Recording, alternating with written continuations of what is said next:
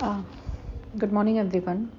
So जे तुम्ही आत्ता सध्या यूट्यूबच्या चॅनलवरती माझ्या बघताय, अक्षता म्हात्रे आणि यशस्वी शिंदे या दोघींचा फोटो गेल्या काही दिवसांपासून तुम्ही पाहत आला आहात की there is lot of crimes has happening in Mumbai. Even not in Mumbai, it's in Maharashtra actually.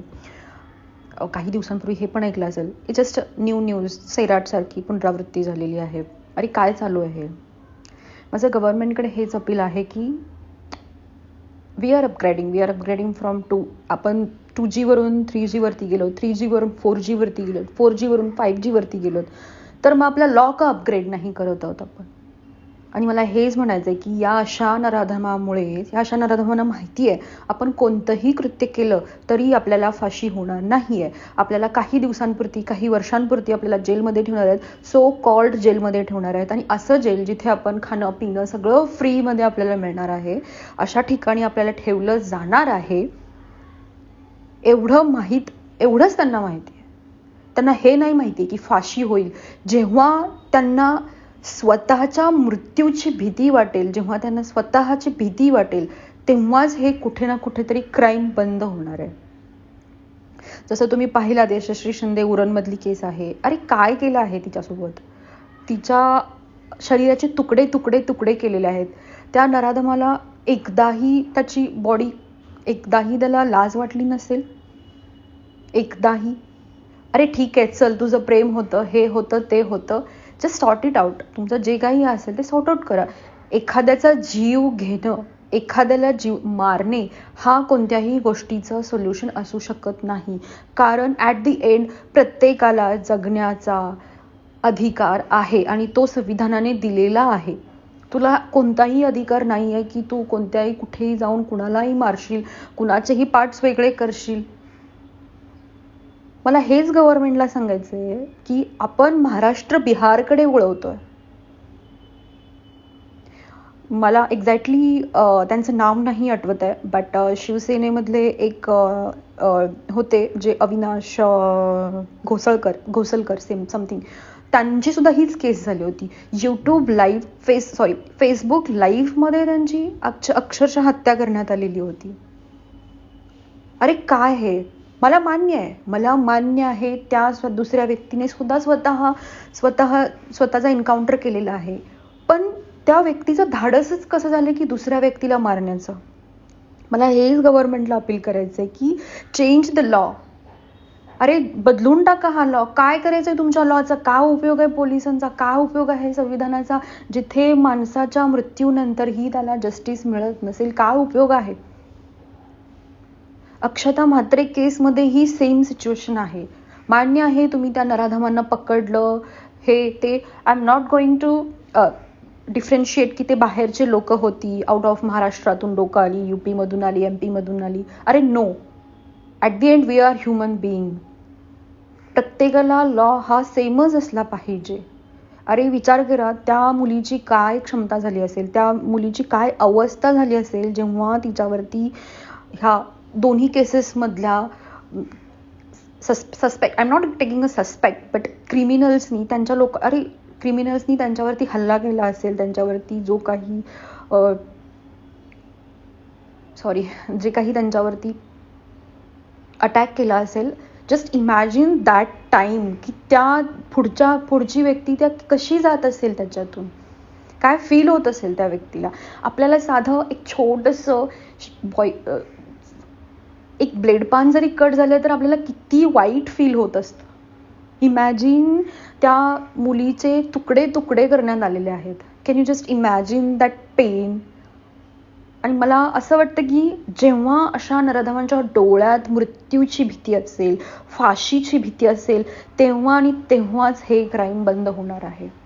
नाहीतर हे असंच घडत राहणार आहे. आपण फक्त बघत राहणार आहोत कसा महाराष्ट्र UPकडे वळत आहे. आपण हे फक्त बघतच राहणार आहोत. ह्याच्यामध्ये काहीही बदल होणार नाहीये. पुण्याचे पोर्शो केस, अरे काय केलं? निबंध लिहून घेतला. त्या 2 व्यक्तींच्या मृत्यूच्या बदली, जीवांच्या बदली फक्त निबंध. Can you imagine? एवढी लोकांची एवढ्या लोकांचा जीव स्वस्त झाला आहे श्रीमंत लोकांच्या पुढे. मी तर म्हणते that doesn't matter you are under 18 above 18 you drink it that means you drink and drive that means you did crime. फाशी ही झालीच पाहिजे अशा केसमध्ये. अरे तो मुलगा असू दे, ती मुलगी असू दे, उद्या कुणाला कोणाच्या तरी घरचे करते धरते राहिले असते, काय करायचं आहे त्यांच्या वडिलांनी ह्या केसमध्ये? काय करणार आहेत त्यांचे आई वडील? फक्त अशा कोणतेही न्यूज चॅनल येणार, त्यांच्यासमोर बोलणार, करणार, हे दॅट्स नॉट इनफ. सरकारने डोळे उघडले पाहिजेत. आणि मला तर सरकारला असं वाटतं की जर त्यांना वाटत असेल पुढे वर्षानुवर्ष महाराष्ट्राच्या सत्तेमध्ये जर तुम्हाला राहायचं असेल तर डेफिनेटली आधीचा काळ हा गेलेला आहे. कसंही तुम्ही वागलात, कसंही गव्हर्नमेंटने कसंही काहीही केलं तरी लोक आपल्याला वोट देतील. आता this is a new generation, everyone knows what's going on. ह्याचा कोणी बोलायला समोर येत नाही याचा अर्थ असा नाही आहे की कोणी काहीही फील नाही करत आहे या बाबतीत.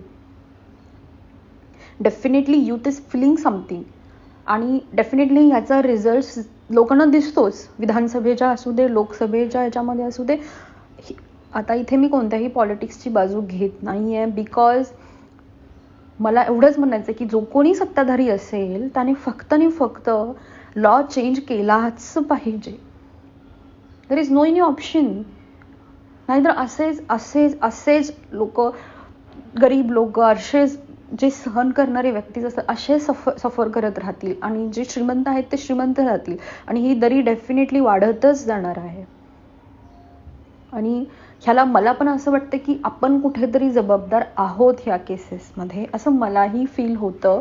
तर रिझन बिईंग, आपल्याला जेव्हा केव्हा वाटतं तेव्हा आपण कधी जाऊन बोलत नाही कोणासमोर की आपल्याला हे वाटतं. As a youth, as a voter आपल्याला ह्या गोष्टी वाटतात.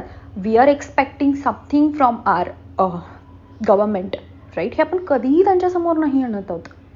डेफिनेटली नाही आणत आहोत आपण या केसेस त्यांच्यासमोर. आणि मी तर म्हणते लोकांना समोर आणण्याची गरजही नाही पडली पाहिजे, कारण गव्हर्नमेंट यासाठीच असतं की लोकांच्या भावना, लोकांची गरज, लोकांच्या गोष्टी समजून घेणं आणि त्यांच्यासाठी सोयीस्कर अशा गोष्टी आणणं, दॅट इज मॅटर. आणि मुळात मला असं वाटतं की तोच खरा सत्ताधारी, तोच खरा नेता जो लोकांनी सांगायच्या आधी तो भावना समजून घेत असेल आणि लोकांपर्यंत आणि लोकांसाठी जे चांगलं आहे त्या गोष्टी इम्प्लिमेंट करत असेल, तोच खरा नेता आणि तोच खरं सत्ताधारी. सो ॲट दी एंड मला एवढंच म्हणायचं आहे, I am just going to appeal to the government, please, we are upgrading, we reached out to the AI level, now it's time to upgrade our laws. Definitely लोकांच्याकडून support हा तुम्हाला मिळणारच आहे अशा गोष्टींमध्ये. लव्ह जिहाद, वॉटेवर जे काही गोष्टी आहेत, लव्ह जिहाद मी नाही, that's true, that is happening. But अशा पण काही केसेस आहेत जिथे हिंदूंमध्ये पण ह्या गोष्टी होतात. So I am not differentiating any love jihad, Hindu, nothing else. At the end we all are same for our संविधान.